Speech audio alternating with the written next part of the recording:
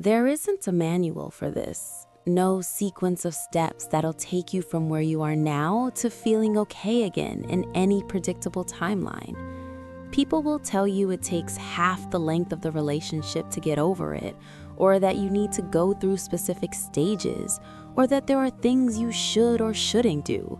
But none of that accounts for the fact that you're a specific person dealing with a specific loss in a specific context that nobody else has experienced exactly the way you're experiencing it. What works for someone else might not work for you. What helped you through something in the past might not help you through this.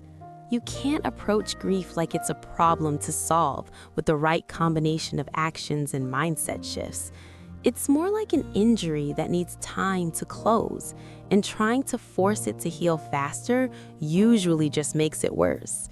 When you cut yourself badly enough, you have to clean the wound before it can close properly. If you just cover it up and pretend it's not there, it gets infected. The healing takes longer and leaves a worse scar. The same thing happens with emotional wounds. If you push down what you're feeling because it's uncomfortable or inconvenient, or because you think you should be over it by now, it doesn't go away. It just sits there festering, showing up in other ways, making everything harder than it needs to be. So there's value in just letting yourself feel whatever you're feeling without immediately trying to fix it or change it or make it more manageable. If you're sad, be sad. If you're angry, be angry. If you're confused or numb or cycling through everything at once, that's what's happening, and fighting it doesn't help. You don't have to perform being okay for anyone, including yourself. The intensity of it shifts throughout the day. Mornings are often the worst because you wake up and for a few seconds you forget, and then you remember, and the weight of it lands on you all over again.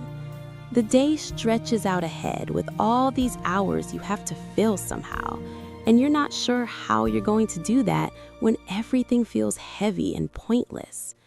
By afternoon, things might ease slightly, or they might not.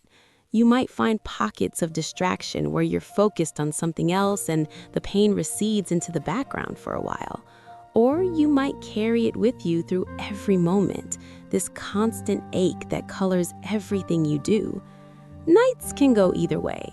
Sometimes the darkness makes it worse, makes everything feel more overwhelming and permanent.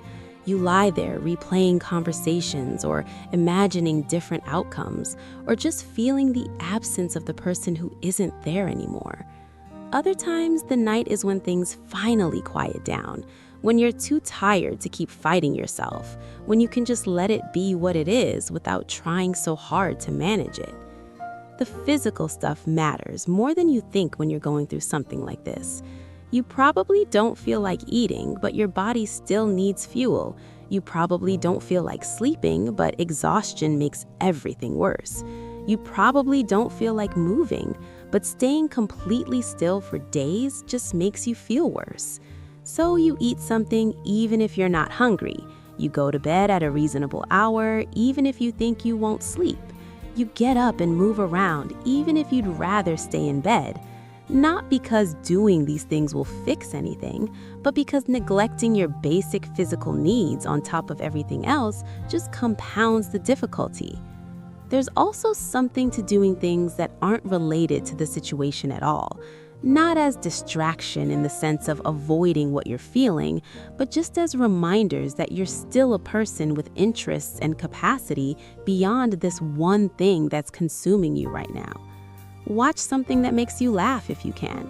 Listen to music that you actually enjoy rather than music that feeds into the mood you're in. Do something with your hands that requires enough focus that your mind can't spiral for a few minutes. These small things don't make the pain go away, but they create space around it.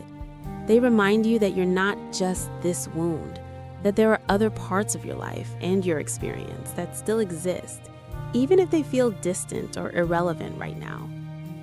Going outside helps too, even when it's the last thing you want to do. Not for any mystical reason about nature healing you, But because being inside your own head and your own space constantly makes everything feel smaller and more intense. When you're outside, you can see that the world is still moving, that other people are still living their lives, that there's context beyond what you're going through. You look up and there's the same sky that's been there your whole life, completely indifferent to your personal crisis. There are birds and clouds and weather systems, and none of it cares about your heartbreak. That sounds harsh, but it's actually grounding. Your pain is real and significant to you, but it's not the entire world. It's not even the entire scope of your own life, even though it feels that way right now. You see other people walking around, going about their days, and you realize they probably have their own versions of this. The woman at the coffee shop might be dealing with something just as heavy. The person sitting on the bench might be carrying their own loss. You're not uniquely broken or uniquely suffering. This is just part of what it means to be human and to care about things and people enough that losing them hurts. That doesn't make it easier, but it makes it less isolating. You're not alone in the experience of feeling like everything has fallen apart, even if the specific details of your situation are yours alone. There's something steadying about recognizing that grief is universal, even if each instance of it is individual. The people around you might not know what to say or how to help, and that's fine. You probably don't know what you need from them anyway. Sometimes their presence is enough, even if they're not doing anything specific. Sometimes you need to be alone. Sometimes you need to talk about it, and sometimes you need to talk about anything else. It shifts, and you won't always know what you need until you're in the moment. What you can do is be honest when people ask. If you don't want to talk about it, say that. If you need company but not conversation, say that. If you need to be left alone, say that. People generally want to help if they can, but they're not mind readers, and they're probably worried about saying or doing the wrong thing. Time does change it, but not in the way people mean when they say time heals all wounds. Time doesn't erase what happened or make you stop caring about the person or the relationship. It just gives you distance. The intensity fades. The pain becomes less constant. You go longer stretches without thinking about it, and eventually it becomes something that happened to you rather than something that's actively happening to you. But that takes however long it takes. You can't rush it.